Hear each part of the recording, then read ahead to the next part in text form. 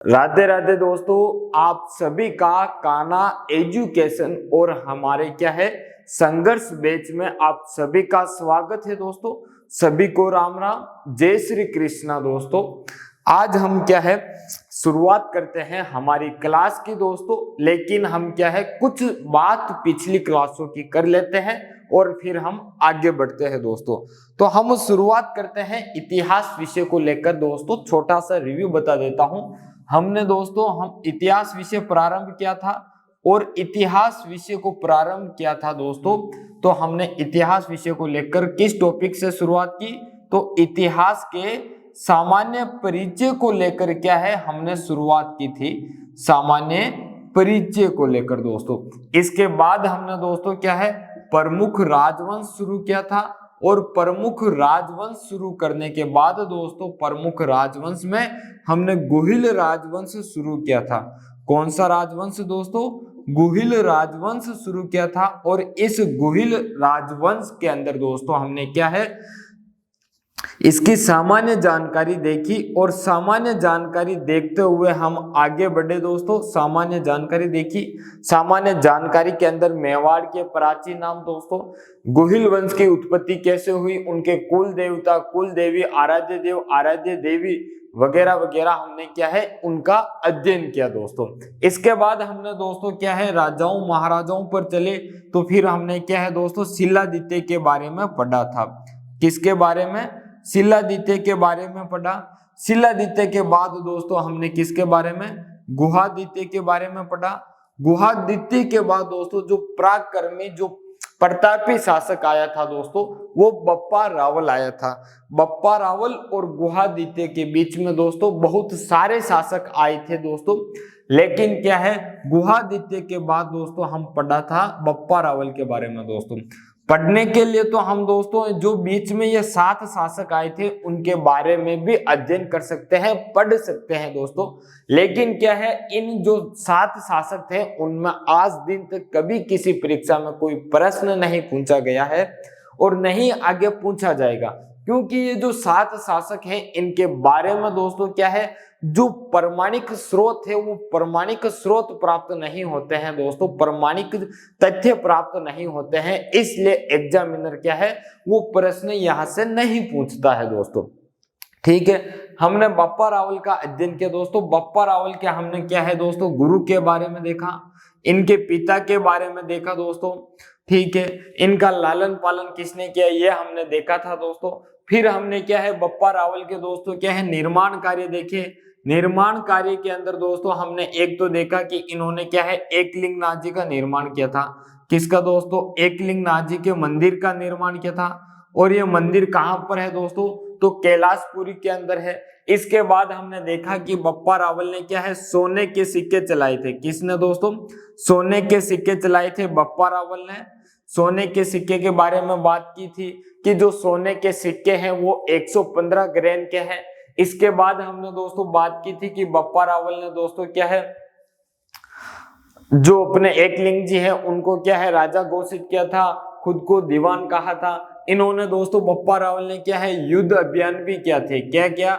युद्ध अभियान किया दोस्तों, युद्ध अभियान किया। फिर हमने कहा कि जो बप्पा रावल जी है ये बप्पा रावल जी दोस्तों कब 753 ईस्वी में क्या है 753 ईस्वी में अपने राज कार्य से क्या है संन्यास लेते हैं दोस्तों। क्या करते हैं? संन्यास लेते हैं दोस्तों 753 ईस्वी में। और इनकी जो मृत्यु है वो 810 ईस्वी में होती है और ये मृत्यु नागदा में होती है। और इनकी जो समाधि है वो समाधि दोस्तों कहां पर है?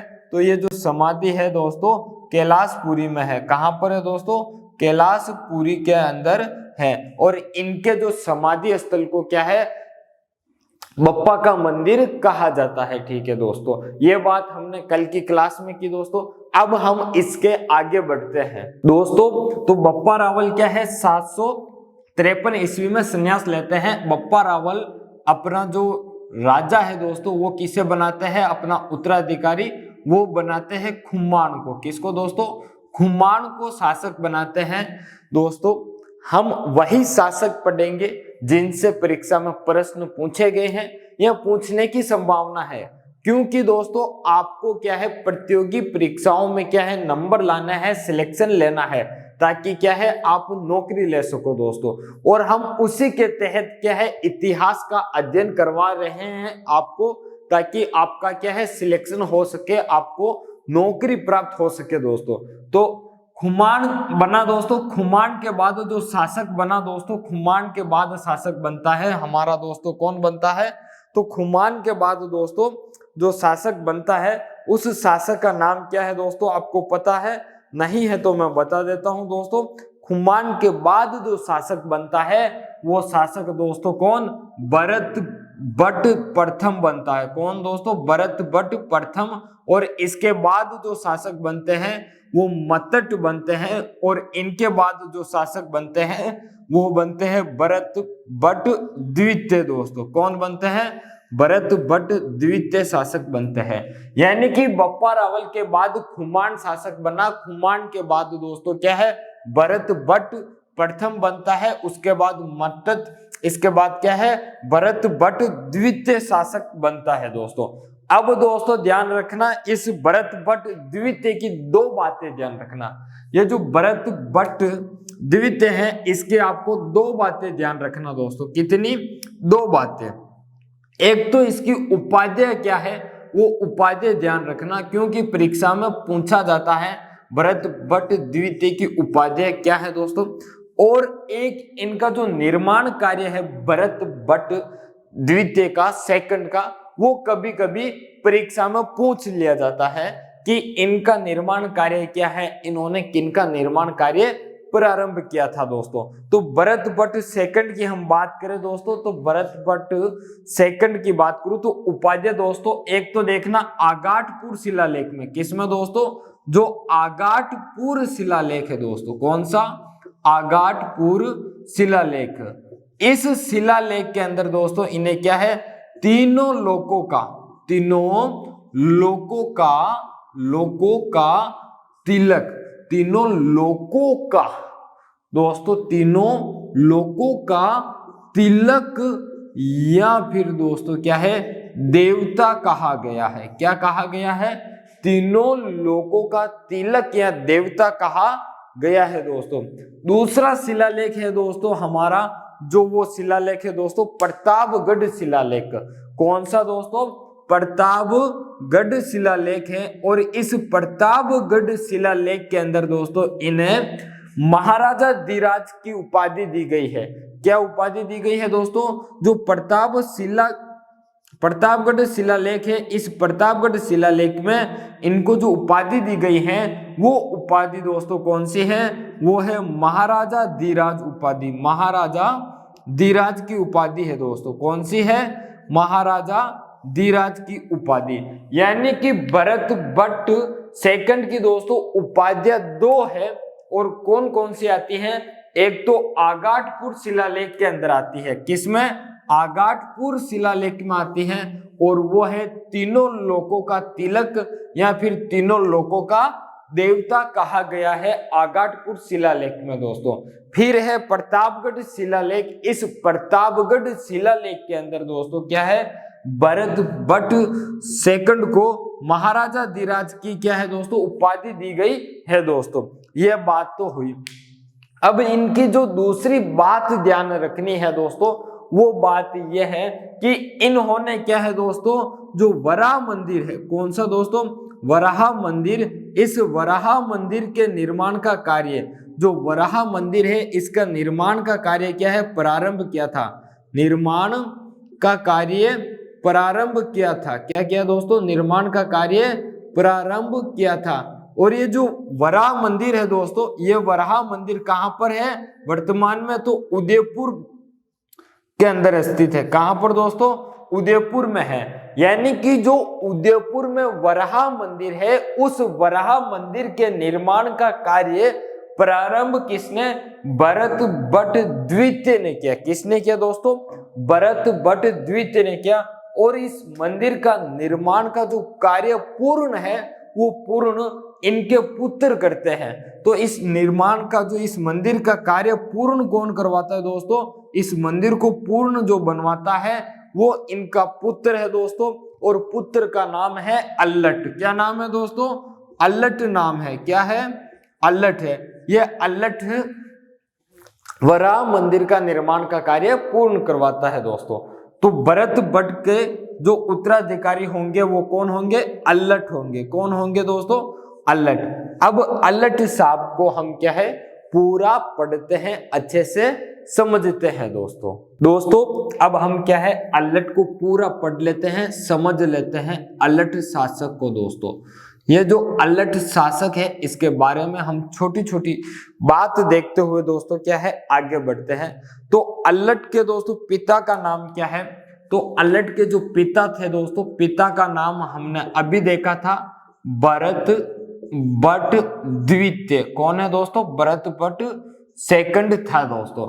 इनकी जो माता है, माता का नाम दोस्तों क्या आता है? महालक्ष्मी आता है। क्या नाम है दोस्तों? महालक्ष्मी है इनकी माता का नाम। और ये जो महालक्ष्मी है वो राष्ट्रकूट परिवार की थी। किसकी दोस्तों? जो राष्ट्रकूट परिवार था उसकी थी दोस्तों। ठीक है, माता महालक्ष्मी थी दोस्तों, पिता का नाम भरत भट्ट द्वितीय है और इनका जो पुत्र है दोस्तों उस पुत्र का नाम है नरवाहन। क्या नाम है दोस्तों? पुत्र का नाम नरवाहन नाम है दोस्तों। ये जो शासक है हमारे अल्लट भट्ट, ये अल्लट भट्ट क्या है दोस्तों? एक विवाह होता है इनका दोस्तों, विवाह होगा तभी तो पुत्र होगा। तो इनका जो विवाह है दोस्तों वो विवाह हूण की जो राजकुमारी है दोस्तों, जो हूण राजवंश है, इस हूण राजवंश की दोस्तों क्या है? हूण राजवंश की एक राजकुमारी है और उस राजकुमारी का नाम दोस्तों क्या है? हर्यदय नाम है। क्या नाम है दोस्तों? हर्यदय है। इस हर्यदय के साथ क्या है? विवाह होता है। किसके साथ? हर्यदय के साथ। और ये हर्यदय दोस्तों ध्यान रखना हूण राजवंश की राजकुमारी थी। अल्लट का विवाह दोस्तों हूण राजवंश की राजकुमारी हर्यदय के साथ होता है दोस्तों।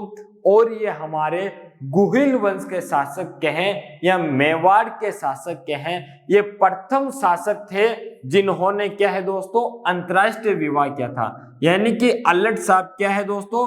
प्रथम शासक थे जिन्होंने दोस्तों अंतरराष्ट्रीय विवाह किया था। प्रथम शासक जिन्होंने क्या है दोस्तों?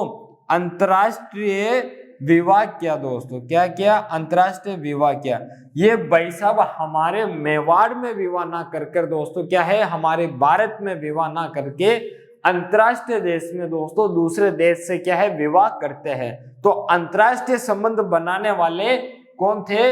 अल्लट थे दोस्तों। ठीक है, ये भाई साहब क्या करते हैं हमारे मेवाड़ के अंदर दोस्तों एक नौकरशाही व्यवस्था प्रारंभ करते हैं। कौन सी दोस्तों? ये नौकरशाही व्यवस्था प्रारंभ करते हैं मेवाड़ में। नौकरशाही व्यवस्था प्रारंभ करते हैं मेवाड़ में। क्या करते हैं दोस्तों? मेवाड़ में सर्वप्रथम, ध्यान रखना दोस्तों, मेवाड़ में सर्वप्रथम नौकरशाही व्यवस्था प्रारंभ करने वाला शासक पूछ ले तो अल्लट था। अल्लट जी का कहना है कि जो भी यहाँ पर काम करता है उनको सिर्फ सुरक्षा ही नहीं दी जाएगी, उनको क्या है कुछ वेतन दिया जाएगा ताकि उनका जो घर का खर्चा है, जो घर के लिए जो काम करते हैं उनका क्या है घर आसानी से चल सकता है। पहले क्या होता था दोस्तों, ये जो अल्लट थे इनसे पहले जो भी शासक थे उनके पास जो भी काम करता दोस्तों राजा ने कह दिया कि ये करना है, करते थे, क्योंकि जो राजा कहता वही होता था दोस्तों। लेकिन अल्लट जी का कहना है कि ऐसा नहीं चलेगा, कहा हमने तो आपको काम तो करना है लेकिन उस काम के बदले क्या है आपको कुछ दिया जाएगा, जिससे क्या है दोस्तों काम होगा, आपका जो घर है वो चलेगा दोस्तों। सिर्फ आपका घर खर्चा ही हम नहीं, आपके जो घर की जिम्मेदारी है वो घर की जिम्मेदारी एक राजा की नहीं रहेगी, वो आपकी रहेगी। आप हमारे यहाँ काम करोगे तो आपको क्या है उस काम के बदले आपको कुछ दिया जाएगा, कुछ वस्तु दी जाएगी, जो भी उस समय उपलब्ध होती थी वो दे दी जाती थी दोस्तों। ठीक है, तो नौकरशाही व्यवस्था क्या है, मेवाड़ में सर्वप्रथम प्रारंभ करने वाला अल्लट था दोस्तों। आज के समय नौकरशाही व्यवस्था आपको पता होगी, और आप भी दोस्तों नौकरी प्राप्त करना चाहते हो ताकि क्या है, नौकरी करके पैसा प्राप्त कर सको और आपके जो जीवन है उस जीवन का क्या है दोस्तों, गुजारा कर सके हो दोस्तों।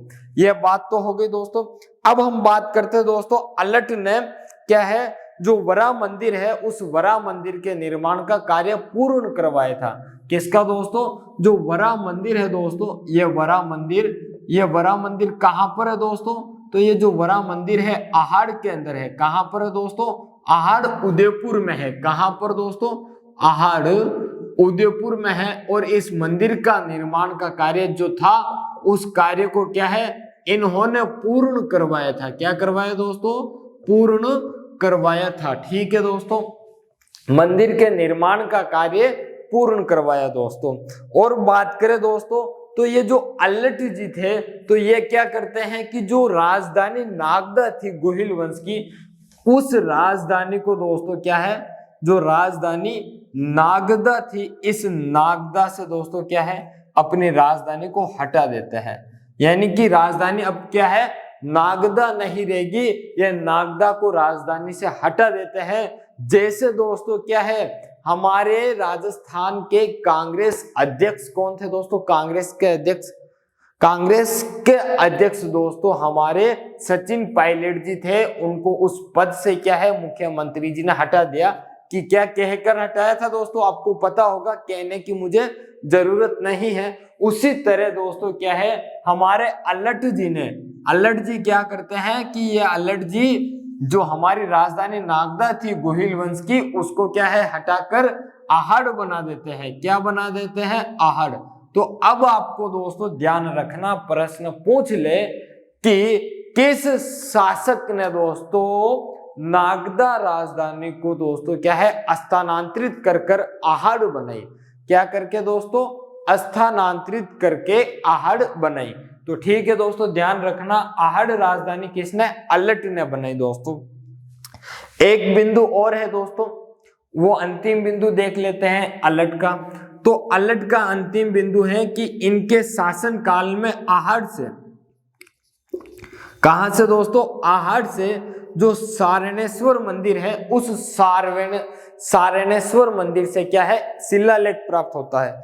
क्या प्राप्त होता है दोस्तों, आहड़ से, जो आहड़ है उस आहड़ से दोस्तों क्या है, सारणेश्वर मंदिर है, इस सारणेश्वर मंदिर से दोस्तों क्या है, एक शिलालेख प्राप्त होता है।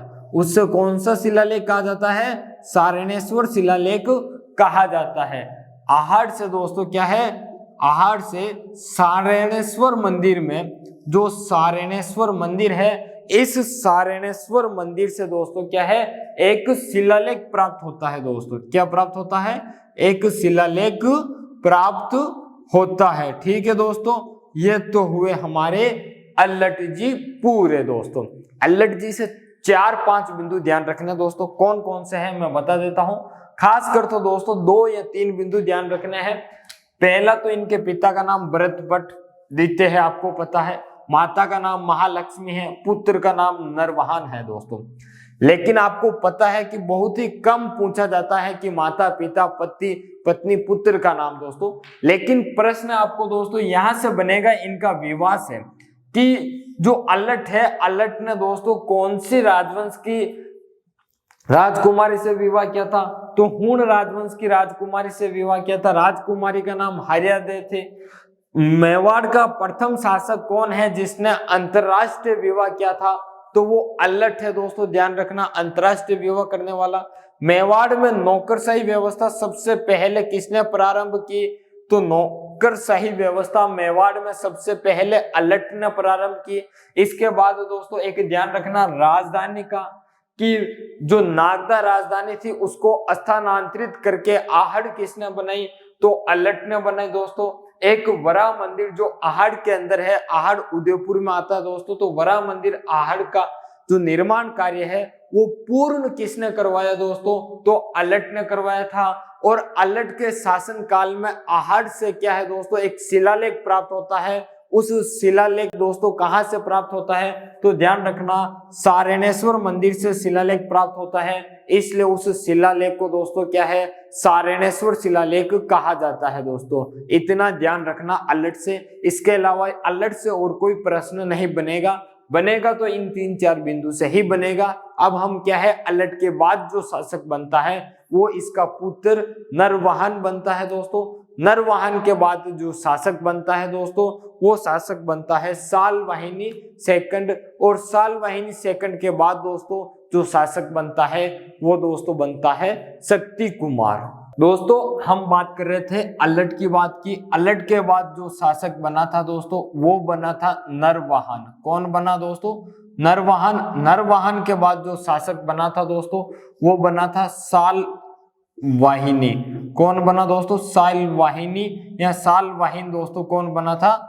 द्वितीय बना था। और इसके बाद जो शासक बना था दोस्तों वो बना था शक्ति कुमार। कौन बना दोस्तों? शक्ति कुमार शासक बना था दोस्तों। कौन बना? शक्ति कुमार दोस्तों। अब इस शक्ति कुमार की दोस्तों छोटी मोटी 4 बातें हैं, ध्यान रखना, ज्यादा बड़ी बात नहीं है दोस्तों।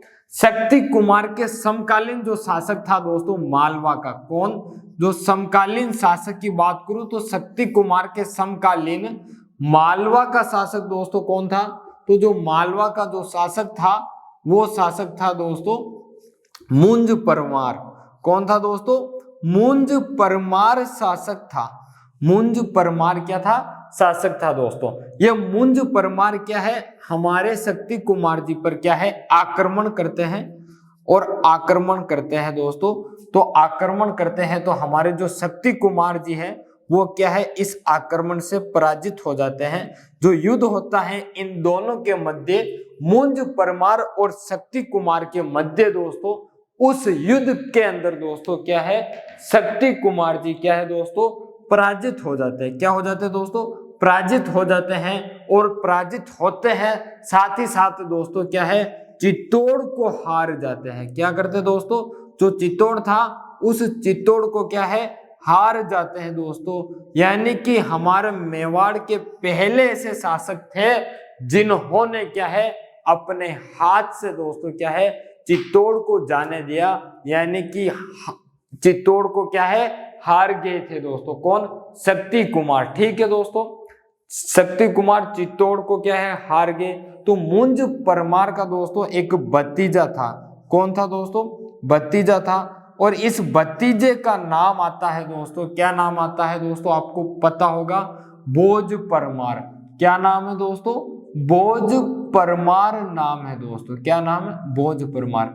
ये भी खतरनाक आदमी था भाई साहब। भोज परमार भतीजा था मुंज परमार का, लेकिन ये भी खतरनाक था। ये सीधा यही काका जी, ये जो चित्तौड़ हमने जीता है किसको? शक्ति कुमार को हराकर। तो इस चित्तौड़ का दोस्तों क्या है? काका जी इस चित्तौड़ का मुझे बना दो रक्षक, यानी कि इस चित्तौड़ का रक्षक मुझे बना दो, इस चित्तौड़ का कार्यवाहक मुझे बना दो, इस चित्तौड़ का जो भी कार्य होगा, जो भी यहाँ की व्यवस्था होगी, शासन व्यवस्था, वो मैं संभालूंगा। यानी कि मुंज परमार क्या है? भोज परमार को शासक बना देते हैं चित्तौड़ का। कहाँ का दोस्तों? चित्तौड़ का बना देते हैं। तो ये जो भोज परमार जी है ये चित्तौड़ में 2 कार्य निर्माण करवाते हैं। कितने दोस्तों? 2 कार्य निर्माण करवाते हैं। कौन कौन से कार्य निर्माण करवाते हैं? पहला तो इनका कार्य निर्माण आता है वो देखते हैं, फिर दूसरा देखेंगे दोस्तों। तो जो पहला कार्य निर्माण आता है, वो पहला कार्य निर्माण आता है इनका दोस्तों क्या है? एक मंदिर का निर्माण करवाते हैं, और उस मंदिर का नाम ये क्या देते हैं? त्रिभुवन नारायण मंदिर। कौन सा नाम देते हैं दोस्तों? त्रिभुवन नारायण मंदिर नाम देते हैं। त्रिभुवन नारायण मंदिर नाम देते हैं दोस्तों। ठीक है। और एक दूसरा कार्य ये करवाते हैं वो है दोस्तों तालाब का। कौन सा दोस्तों? एक तालाब बनाते हैं, और उस तालाब का नाम ये देते हैं बोझसर तालाब। क्या नाम देते हैं दोस्तों? बोझसर नाम देते हैं। तो बोझसर तालाब। और ये दोनों काम कहां पर होते हैं दोस्तों? तो ये जो दोनों काम हैं, ये दोनों काम दोस्तों चित्तौड़ में होते हैं। कहां पर दोस्तों? ध्यान रखना, ये दोनों काम चित्तौड़ के अंदर होते हैं दोस्तों। ठीक है, ये हुए हमारे कौन? शक्ति कुमार जी। पूरे। अब शक्ति कुमार जी से दोस्तों एक बिंदु और ध्यान रखना, ये जो शक्ति कुमार जी हैं इनके समय दोस्तों क्या है, इनके शासन काल में या इनके समय दोस्तों एक अभिलेख प्राप्त हुआ था और वो अभिलेख है आगाटपुर अभिलेख। कौन सा दोस्तों? आगाटपुर या आठपुर अभिलेख, जो 977 ईस्वी का था। कौन सी दोस्तों? 977 ईस्वी का था। वो आगाटपुर या आठपुर अभिलेख प्राप्त होता है। क्या है दोस्तों?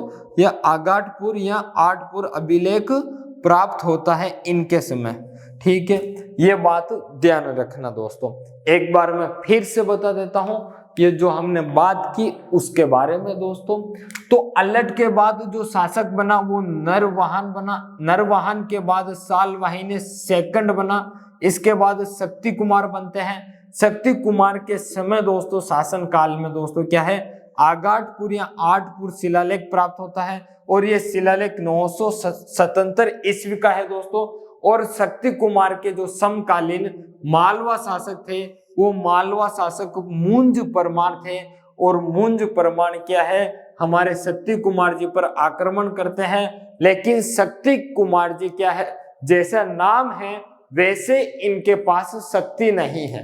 नाम से तो क्या है, शक्ति कुमार है, लेकिन इनके पास वैसी शक्ति नहीं होने के कारण ये क्या है, मुंज परमार से क्या है दोस्तों, युद्ध करते हैं। और क्या है दोस्तों, वो युद्ध हार जाते हैं। क्या होता है दोस्तों, युद्ध हार जाते हैं। और ये मुंज परमार है जो चित्तौड़ पर क्या है, कब्जा कर लेता है, चित्तौड़ को प्राप्त कर लेता है। यानी कि शक्ति कुमार जी चित्तौड़ को हार जाते हैं।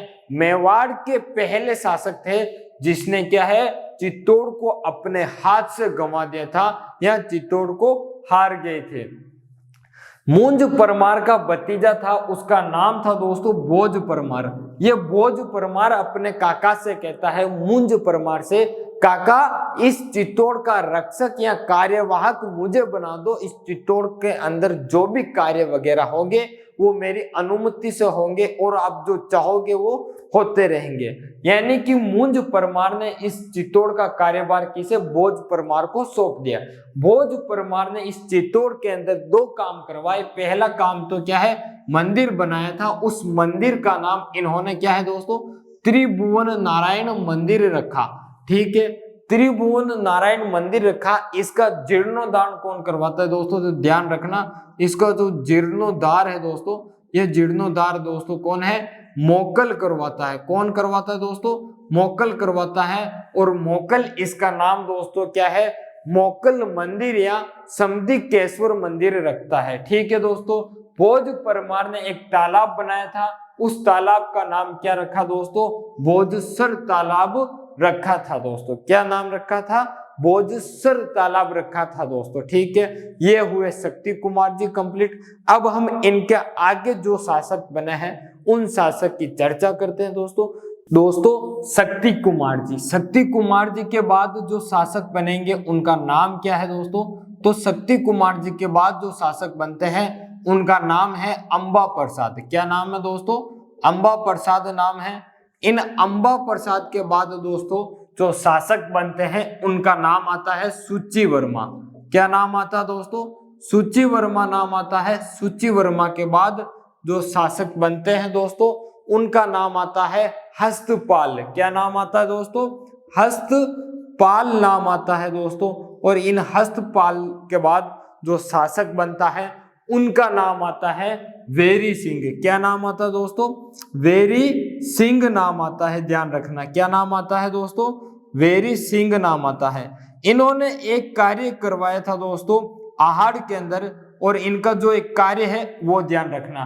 बाकी दोस्तों शक्ति कुमार के बाद ये जो शासक आए हैं इन्होंने कोई इतना विशेष काम नहीं किया है, और इनके काम की कोई विशेष क्या है दोस्तों, स्रोत हमें नहीं मिलते हैं, और जो तथ्य नहीं मिलते हैं, और कुछ तथ्य मिलते हैं तो वो प्रमाणिक तथ्य नहीं है, वो ऑथेंटिक बुक के अंदर दोस्तों क्या है, इनके बारे में कोई तथ्य नहीं दे रखे हैं तो हम नहीं पढ़ते हैं। लेकिन वेरी सिंह के बारे में एक तथ्य मिलता है कि इन्होंने, वेरी सिंह ने क्या है, एक कार्य करवाया था। जो आहड़ है उस आहड़ के क्या है, परकोटे का निर्माण करवाया था। जो आहाड़ नगर है दोस्तों, इस आहाड़ नगर के, किसके दोस्तों, आहाड़ नगर के क्या है दोस्तों, आहाड़ नगर के परकोटे का निर्माण का कार्य करवाया था। परकोटे के निर्माण का कार्य करवाया, परकोटे के निर्माण का कार्य करवाया, के निर्माण का कार्य करवाया, क्या करवाया दोस्तों, के परकोटे के निर्माण का कार्य करवाया। आहाड़ नगर के परकोटे के निर्माण का कार्य करवाया, यानी कि जो आहाड़ नगर था, उस आहाड़ नगर के दोस्तों क्या है, चारों तरफ क्या दोस्तों, परकोटा बनवाया था। क्या बनवाया था दोस्तों, परकोटा बनवाया था। वेरी सिंह जी के बाद दोस्तों जो शासक बनता है, उस शासक का नाम आता है विजय सिंह। क्या नाम आता है दोस्तों, विजय सिंह नाम आता है। और विजय सिंह जी के बाद जो शासक बनते हैं, उनका नाम दोस्तों आता है, हमारे शासक का नाम दोस्तों, वो नाम आता है रण सिंह नाम। क्या आता है दोस्तों, रण सिंह नाम आता है। इन रण सिंह को हम दोस्तों क्या है, करण सिंह भी कहते हैं। क्या कहते हैं दोस्तों, करण सिंह भी कहते हैं। अब हम इनके बारे में पढ़ेंगे कि रण सिंह, करण सिंह ने क्या कार्य करवाया दोस्तों, इनके कितने पुत्र थे, क्योंकि रण सिंह या करण सिंह के पुत्र ही क्या है, इस गुहिल वंश की दोस्तों क्या है, दो शाखा चलाते हैं। और क्या है, वो दोनों शाखा अलग अलग होती है और अलग अलग शाखा चलाते हैं। यही से गुहिल वंश क्या है दोस्तों, दो भागों में बट जाता है दोस्तों। तो हम क्या है, करण सिंह या रण सिंह को पढ़ते हैं अब दोस्तों। तो अब हम क्या है, रण सिंह या करण सिंह को पढ़ते हैं। तो ये जो रण सिंह है दोस्तों, या इन्हें क्या है दोस्तों, करण सिंह भी कहा जाता है दोस्तों। इन्होंने एक कार्य किया था दोस्तों, एक कार्य के बारे में हमें इतिहास में पता चलता है कि इन्होंने क्या है, आहोर पर्वत पर क्या है, किला बनाया था। किस पर्वत पर दोस्तों, आहोर पर्वत पर क्या है दोस्तों, आहोर पर्वत पर किला बनाया था। इन्होंने क्या किया दोस्तों, जो आहोर पर्वत है, उस आहोर पर्वत पर क्या है, एक किला बनाया था दोस्तों। ठीक है, इतना ध्यान रखना आपको। अब इनके पुत्र की बात करें दोस्तों, तो रण सिंह जी के पुत्र कितने थे दोस्तों, तो इनके पुत्र है दोस्तों दो। कौन कौन से दोस्तों देखना, एक पुत्र का नाम आता है हमारे पास दोस्तों क्षेम सिंह। क्या नाम आता है दोस्तों, क्षेम सिंह नाम आता है। और दूसरे पुत्र का नाम हमारे पास दोस्तों क्या है, राहप आता है। क्या नाम आता है दोस्तों, राहप नाम आता है। अब ये दो नाम तो आपने देख लिए दोस्तों, एक नाम तो क्या आया दोस्तों, क्षेम सिंह आया है, दूसरा राहप दोस्तों। ये क्षेम सिंह क्या करते हैं दोस्तों, कि ये उत्तराधिकारी क्या है, घोषित हो जाते हैं। जब ये उत्तराधिकारी घोषित होते दोस्तों, तो इन्हें क्या है, एक अच्छा सा कुछ सूझता है और ये कहते हैं कि मैं राजा बना हूं, तो मुझे कुछ ऐसा करना चाहिए ताकि क्या है, भविष्य में इतिहास में लोग याद करें, याद रखें। तो ये क्या करते हैं कि जो राजा बनने के बाद क्या है, एक नई शाखा प्रारंभ करते हैं। और जो गुहिल वंश था, उसमें क्या है, एक नई शाखा चला देते हैं कि जो मेरे वंशज होंगे, वो वंशज क्या है, अपने नाम के साथ दोस्तों क्या है, रावल लगाएंगे। क्या लगाएंगे दोस्तों, रावल लगाएंगे। यानी कि इन्होंने क्या है, रावल शाखा चलाई। क्या चलाई दोस्तों, रावल शाखा चलाई। अब इन्होंने रावल शाखा चलाई, तो इधर ये राहप है, ये सोचता है कि जो हमारे भाई साहब है, इन्होंने क्या है, कुछ नया किया है। और नया क्या किया कि इन्होंने क्या है, एक रावल शाखा चलाई, जिसके तहत क्या है दोस्तों, इनके जो शासक होंगे दोस्तों, जो भी इनका वंशज होगा, वो अपने नाम के साथ क्या है, रावल लगाएगा। लेकिन मुझे कुछ इनसे बढ़कर और नया करना है। इन्होंने तो सिर्फ और सिर्फ क्या है, शाखा चली है, मुझे तो शाखा के अलावा भी क्या है, और कुछ नया करना है, जिससे क्या है, इतिहास मुझे भी याद रखे। तो ये क्या करते हैं, राहप जी क्या करते हैं दोस्तों, अपने पिताजी को कहते हैं, अपने भाई से बात करते हैं कि मैं यहां से दूर जाकर कहीं दोस्तों, यहां से अपने जो आहड़ है, मैं यहां से दोस्तों क्या है, दूर जाकर क्या है दोस्तों, एक अपना नगर बसाना चाहता हूं और वहां पर क्या है मैं भी अपनी एक शाखा चलाना चाहता हूं। तो इन्हें क्या है दोस्तों एक जागीर दी जाती है। क्या दी जाती है दोस्तों? राहब को जागीर दी जाती है कि आपको ये जागीर दी जाती है और इस जागीर में आप रहकर क्या है आपका नगर बसाओ और साथ ही साथ दोस्तों नगर बसाने के साथ ही साथ क्या है आप भी आपकी शाखा चलाओ दोस्तों। तो क्या करते हैं राहब को जो जागीर मिलती है उस जागीर के अंदर दोस्तों क्या है एक नगर बसाते हैं और उस नगर का नाम क्या है दोस्तों? सिसोदा ग्राम। क्या नाम है दोस्तों? सिसोदा ग्राम नाम रखा इन्होंने। क्या नाम रखा दोस्तों? सिसोदा गांव रखा या सिसोदा ग्राम नाम रखा। तो इन जो जागीर दी गई उस जागीर का नाम भी दोस्तों क्या पड़ा? सिसोदा जागीर पड़ा दोस्तों। सिसोदा ग्राम रखा। इन्होंने जो शाखा चलाई दोस्तों वो शाखा चलाई राणा शाखा। कौन सी शाखा चलाई दोस्तों? राणा शाखा चलाई इन्होंने। जो शाखा चलाई वो शाखा थी दोस्तों कौन सी? राणा शाखा थी। यानी कि जो राहब था राहब के जो भी वंशज होंगे वो वंशज दोस्तों अपने नाम के साथ नाम के आगे नाम के पहले क्या लगाएंगे? राणा लगाएंगे। यानी कि इन्होंने क्या है दोस्तों राणा शाखा चलाई और इस राणा शाखा को क्या है दोस्तों ये जो राणा शाखा चलाई इस राणा शाखा को दोस्तों क्या है सिसोदा शाखा भी कहा जाता है। क्या कहा जाता है? ये जो राणा शाखा चलाई दोस्तों इस राणा शाखा को क्या है दोस्तों सिसोदा शाखा भी कहा जाता है। क्या कहा जाता है दोस्तों? सिसोदा शाखा भी कहा जाता है। क्योंकि इन्होंने क्या है सिसोदा गांव बसाया इसलिए क्या है इस राणा शाखा को सिसोदा शाखा भी कहा जाता है दोस्तों। तो अब प्रश्न क्या बनेगा दोस्तों राहब से? तो राहब से प्रश्न बनेगा कि सिसोदा गांव किसने बसाया? तो राहब ने बसाया। राहब ने कौन सी शाखा चलाई? तो दोस्तों ध्यान रखना राणा शाखा या सिसोदा शाखा चले। तो दोस्तों ध्यान रखना राणा शाखा का संस्थापक पूछ ले। कौन किसका दोस्तों? राणा शाखा का क्या है दोस्तों संस्थापक पूछ ले। किसका? राणा शाखा का संस्थापक पूछ ले दोस्तों। तो राणा शाखा का जो संस्थापक होगा वो राहब है दोस्तों।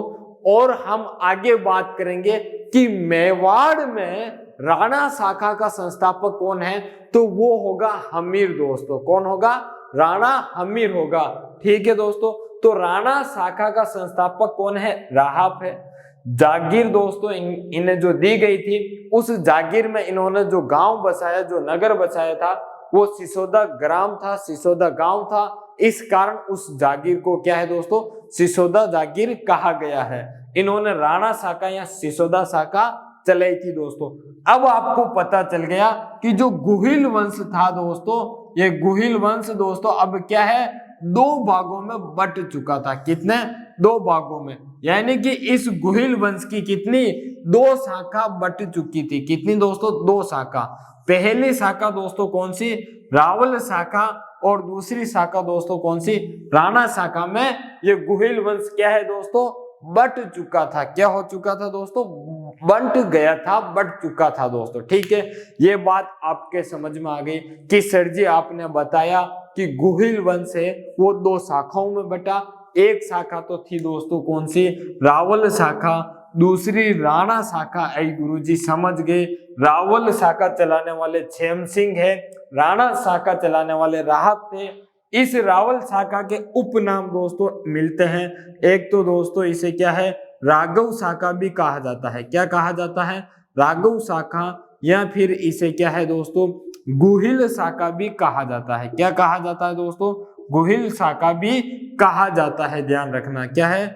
गुहिल शाखा भी कहा जाता है। क्या कहा जाता है? गुहिल शाखा भी कहा जाता है दोस्तों। और राणा शाखा को सिसोदा शाखा भी कहा जाता है दोस्तों।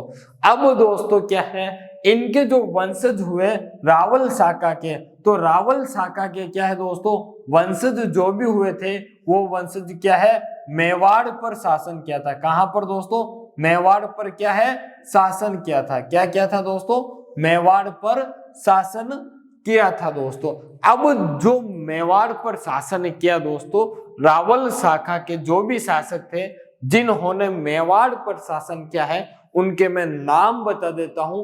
किन किन लोगों ने, किन किन शासकों ने दोस्तों क्या है, रावल शाखा के जो शासक थे जिन्होंने मेवाड़ पर दोस्तों शासन किया है, उनके नाम बताता हूं। साथ ही साथ दोस्तों जो रावल शाखा के अंतिम शासक थे उनकी भी हम चर्चा करेंगे दोस्तों, ठीक है दोस्तों।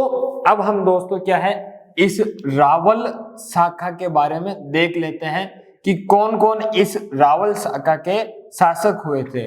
क्योंकि जो अंतिम शासक था वो तो था रावल रतन सिंह। उसके बाद क्या है दोस्तों, सिसोदा शाखा के क्या है, राणा हमीर आए थे और मेवाड़ को क्या है दोस्तों वापस प्राप्त किया था दोस्तों। तो अब रावल शाखा के पहले शासक दोस्तों देखना, एक तो थे सामंत सिंह। कौन थे दोस्तों, सामंत सिंह थे। इनके बाद जो शासक बने दोस्तों वो बने थे कुमार सिंह। कौन बने दोस्तों, कुमार सिंह बने। ये जो शासक है वो अपने नाम के साथ दोस्तों क्या है, रावल लगाते थे। जैसे दोस्तों मैं बताता हूं, सामंत सिंह हो गया, कुमार सिंह हो गया दोस्तों। और बात करूं तो हमारे कौन आते हैं दोस्तों, सामंत सिंह, कुमार सिंह दोस्तों। और हमारे आते हैं रावल मंथन सिंह। कौन दोस्तों, रावल मंथन सिंह है दोस्तों, मंथन सिंह, रावल पदम सिंह। क्या नाम है दोस्तों, पदम सिंह है। और इनके बाद जो हमारे शासक आते हैं दोस्तों, वो शासक आते हैं रावल जैत्र सिंह। कौन आते हैं दोस्तों, रावल जैत्र सिंह आते हैं। कौन आते हैं दोस्तों, जैत्र सिंह। रावल जैत्र सिंह के बाद दोस्तों कौन शासक बनता है, तो वो बनता है दोस्तों रावल तेज सिंह। कौन दोस्तों, रावल तेज सिंह शासक बनता है। और इस रावल तेज सिंह के बाद जो शासक बनता है वो बनता है रावल समर सिंह। कौन दोस्तों, रावल समर सिंह बनता है। और इनके बाद जो शासक बनता है वो शासक बनता है दोस्तों रावल रतन सिंह बनता है। कौन बनता है दोस्तों, रावल रतन सिंह शासक बनता है। और ये जो हमारे रावल रतन सिंह है दोस्तों, ये क्या है, रावल शाखा के अंतिम शासक थे। कौन थे दोस्तों, ये जो हमारे रावल शाखा है, इस रावल शाखा के क्या है दोस्तों, अंतिम शासक थे। रावल शाखा के क्या थे दोस्तों, अंतिम शासक थे। क्या थे दोस्तों, अंतिम शासक थे। यानी कि ये जो शासक थे रावल शाखा के, इन्होंने क्या है दोस्तों, मेवाड़ के ऊपर शासन किया। किस पर दोस्तों, मेवाड़ पर शासन किया। ठीक है दोस्तों, ध्यान रखना। ये बात तो हो गई दोस्तों। हमने अभी बात की थी कि जो क्षेम सिंह है, इस क्षेम सिंह के दोस्तों दो पुत्र थे। कितने दोस्तों, इनके भी दो पुत्र थे। एक पुत्र का नाम है दोस्तों सामंत सिंह। क्या नाम है दोस्तों, सामंत सिंह है। और दूसरे पुत्र का नाम है दोस्तों कुमार सिंह। क्या नाम है, कुमार सिंह। इन्हें हम रावल सामंत सिंह और रावल कुमार सिंह कहते हैं। ये दो पुत्र दोस्तों कौन थे, ये क्षेम सिंह के पुत्र थे दोस्तों। कौन थे, क्षेम सिंह के पुत्र थे। और सामंत सिंह के बारे में हम कल पढ़ेंगे, कुमार सिंह के बारे में भी कल। रावल मंथन सिंह, रावल पदम सिंह के कुछ कार्य मिलते नहीं है इतिहास में। फिर हम क्या है, रावल जैत्र सिंह को पढ़ेंगे कल। और कल की क्लास में हम रावल जैत्र सिंह तक पहुंच जाएंगे।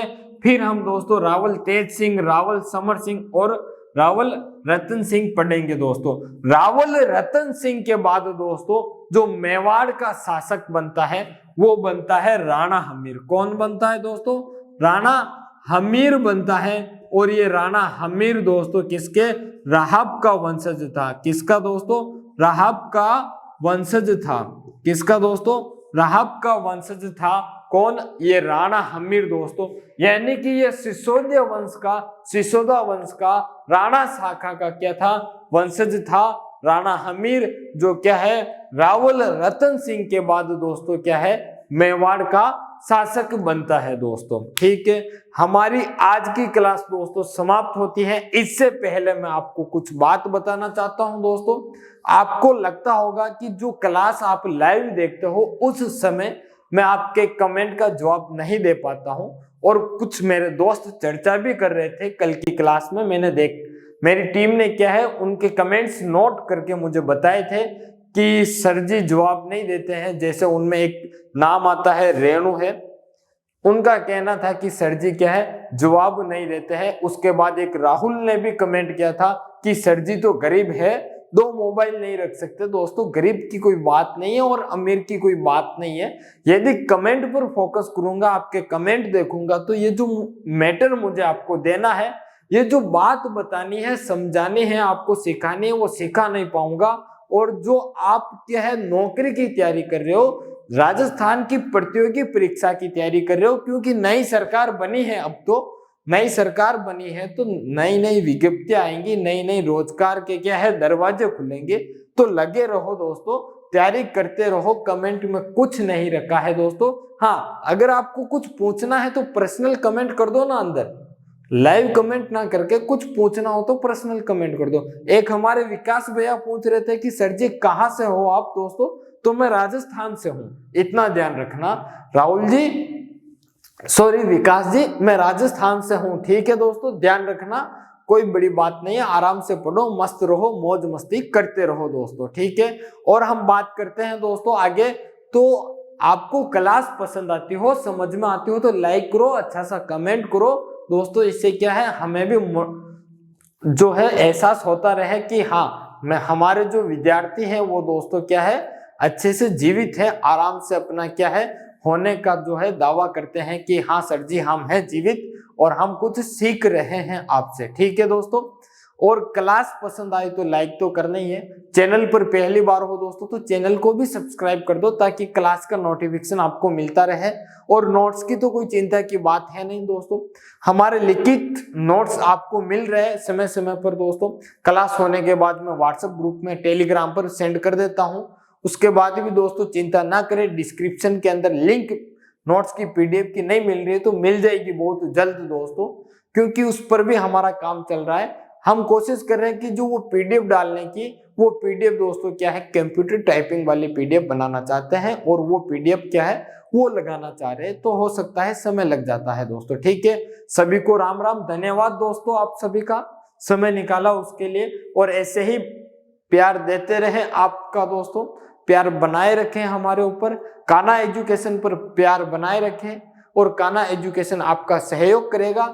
इतिहास विषय को लेकर दोस्तों राजस्थान की कोई सी भी भर्ती हो उसमें दोस्तों आपका एक भी प्रश्न गलत नहीं होने देगा। कान्हा एजुकेशन कोशिश करेगा कि जितनी भी हो सके उतनी कोशिश करेगा दोस्तों कि इस क्लास के नोट्स और क्लास से दोस्तों क्या है प्रश्न बाहर से नहीं आएगा दोस्तों। अब पढ़ना तो आपको पड़ेगा दोस्तों। आप जो कुछ ऐसे टॉपिक होंगे जैसे राजपूताना की उत्पत्ति के बारे में हमने बात की, आगे भी कुछ ऐसे टॉपिक आएंगे दोस्तों जिन पर आप क्या है आप बात तो करोगे, याद करने की कोशिश करोगे, लेकिन आप क्या है उन पर पकड़ नहीं बना पाओगे। आप सोचोगे कि इनको रटना पड़ेगा दोस्तों, तो इनको रटने का तरीका और एक बात समझना और बात समझने के साथ ही साथ दोस्तों क्या है जो हम किसी को प्राप्त करना चाहते हैं, कठिन विषय है, कठिनाई वाली बात है और उसको आसानी से याद कर सके, समझ सके, उसके लिए भी मैं एक वीडियो लाने वाला हूं।